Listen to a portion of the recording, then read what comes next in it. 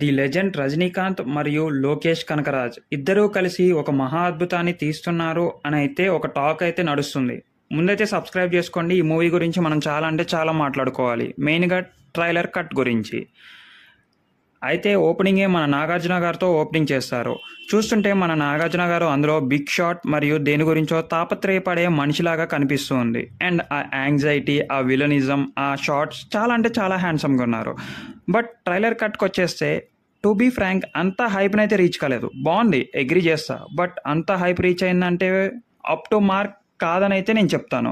ఎందుకంటే లోకేష్ కనకరాజు గారి వరల్డే వేరుగుంటుంది. ఎల్సీయూలో ప్రతి పార్ట్ అనేది ఒక అద్భుతంగా ఉంటుంది. మేబీ ట్రైలర్ కట్ కూడా అంతే అద్భుతంగా ఉంటుందని అయితే చెప్పుకోవచ్చు. To be frank, Lokesh Kanagaraj గారి వరల్డ్లో వీకెస్ట్ ట్రైలర్ అంటే ఇదేనేమో.